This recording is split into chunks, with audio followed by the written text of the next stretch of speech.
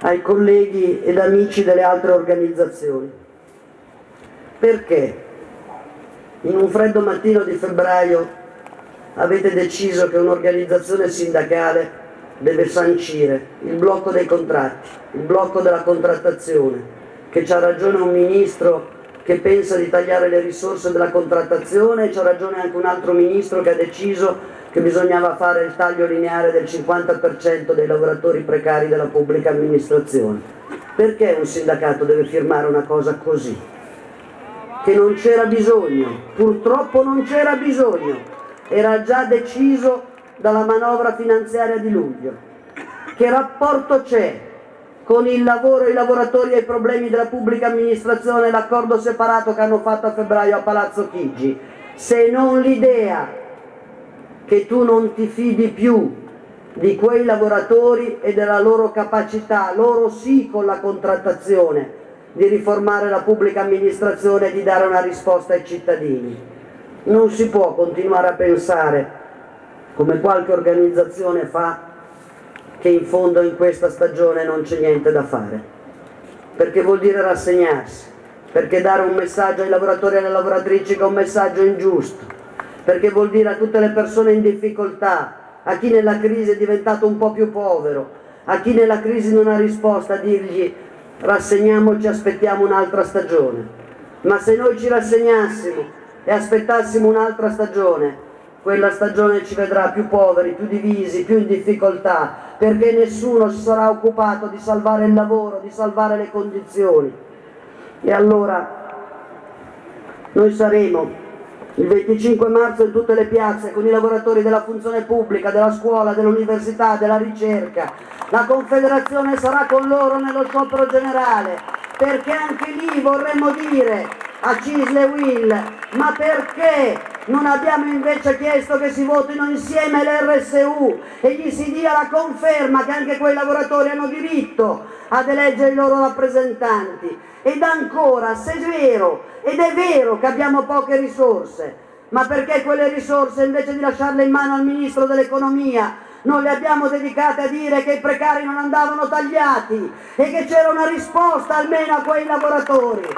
Perché è vero che ci sono dei momenti in cui si devono fare le scelte, ma noi siamo sempre per fare delle scelte che guardino al lavoro e alle loro soluzioni. E saremo con loro, con i lavoratori del commercio che sono in queste ore impegnati in una difficilissima avvertenza contrattuale, ma soprattutto saremo con loro ogni giorno perché la si smetta di pensare che basta aprire di più i negozi per risolvere la crisi economica di questo paese. I negozi commerciali aperti le domeniche, il 25 aprile, il 1° maggio, sono l'idea che il consumo risolve tutto, e in verità sono la condizione per cui migliaia di lavoratrici non hanno più la famiglia, e spesso sono lavoratrici che non hanno più la famiglia e che hanno un reddito che non gli permette nemmeno di essere autonome. E vorremmo dire alla ministra Gelmini, che tante prediche ci fa, che non solo sta togliendo ai nostri ragazzi il diritto di studiare il loro futuro, ma che sta mettendo sul lastrico decine di migliaia di lavoratrici delle imprese di pulizia che si sono viste togliere gli appalti e forse pensano che è meglio avere i bambini nelle scuole senza le imprese di pulizia. Ma che idea c'è di un paese in cui ogni volta l'unica parola che gli viene in mente è tagliare, e ciò che invece non tagliano mai è la loro rendita e la loro condizione di potere? Tutto questo si può fare. Tutto questo si può fare. Si può fare difendendo il nostro diritto democratico, difendendo la libera scelta dei lavoratori, difendendo il fatto che non è vero che non si può cambiare la politica economica, ma si può. E noi lo facciamo nella campagna per la democrazia, nelle assemblee sulla nostra proposta, per chiamare tutti a una responsabilità. Noi lo facciamo nelle nostre piazze per il lavoro come queste. Noi lo faremo in tutti i comuni con la contrattazione sociale e lo faremo soprattutto in quelle regioni come questa,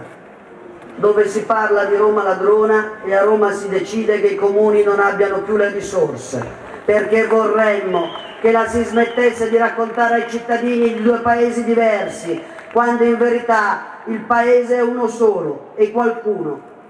per avere una bandierina del federalismo fiscale, sta mettendo a rischio la condizione di cittadinanza di tante persone in ogni comune. E vorremmo dire al governatore di questa regione, ai tanti sindaci della Lega, ma voi lo sapete che se quel provvedimento sul federalismo viene approvato così come è stato annunciato,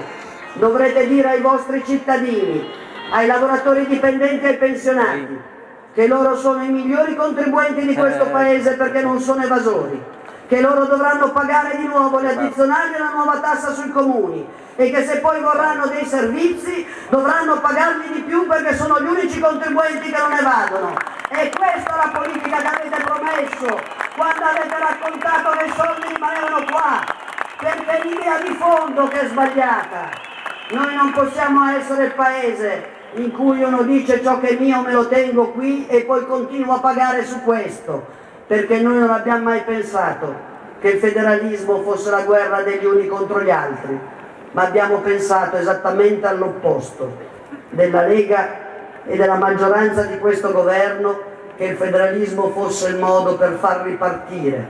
l'iniziativa economica nei comuni. Bisogna sbloccare il patto di stabilità, bisogna dargli le risorse, perché se il federalismo è pagare più tasse, noi vogliamo ripartire dal punto giusto. Paghino le rendite finanziarie, paghino i grandi patrimoni e si chiede a chi ha di più e ha guadagnato nella crisi di mettere delle risorse, perché noi non vogliamo assistere allo scempio per cui l'unica risposta che si dà alla povertà in questo paese è quella che si reintroduce la social card, con l'idea che bisogna dire a chi è povero che deve mettersi un cartello sulla fronte e dichiararlo a tutti, e in realtà non gli si dà nessuna risposta, perché questo governo sa bene, e dovrebbe farlo in fretta,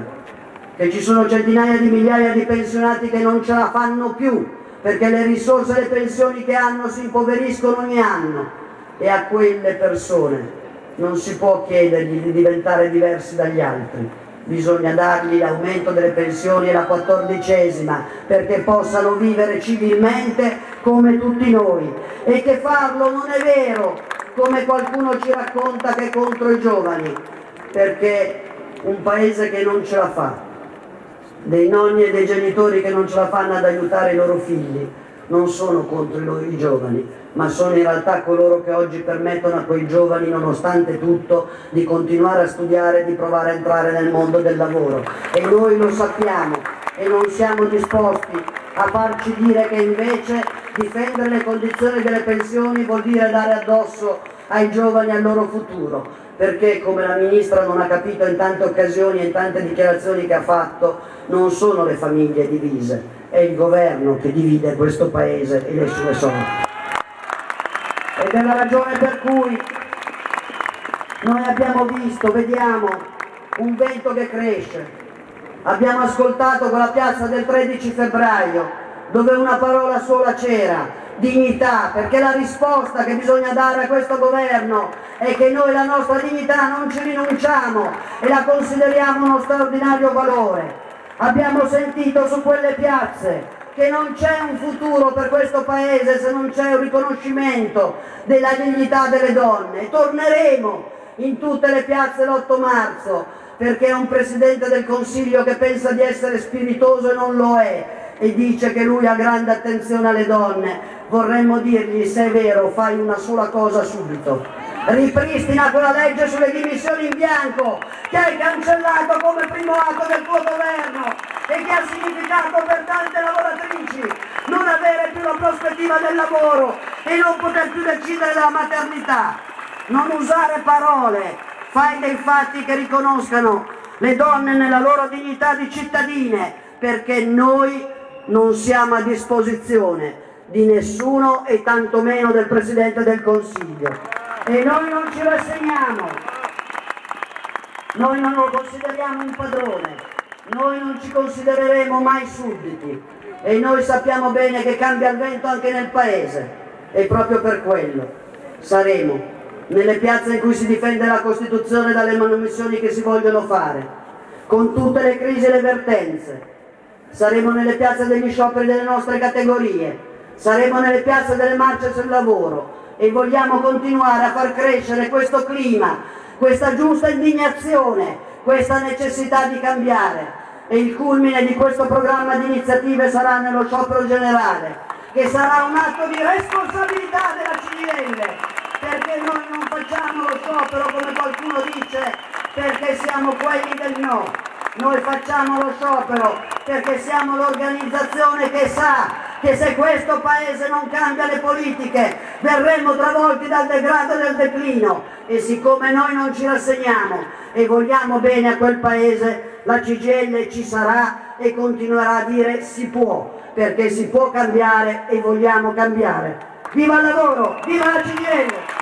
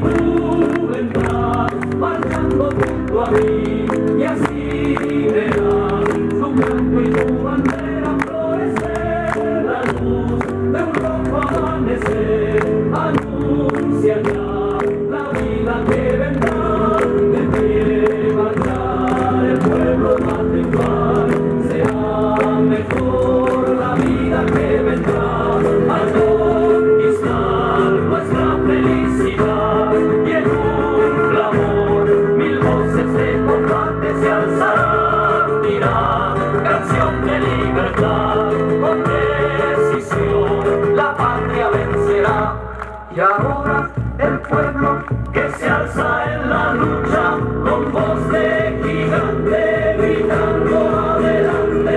El pueblo unido jamás será vencido. El pueblo unido jamás será vencido.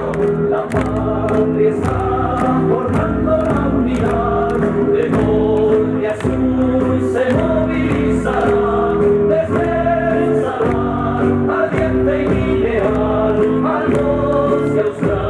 Unidos en la lucha y el trabajo irán, la patria cubrirá su paso ya, anuncia el porvenir, que oye cantar, el pueblo va a triunfar, millones ya imponen la verdad, de acero son, ardiente batallón, sus manos van, llevando la justicia y la razón. Con fuego y con valor, ya estás aquí junto al trabajador.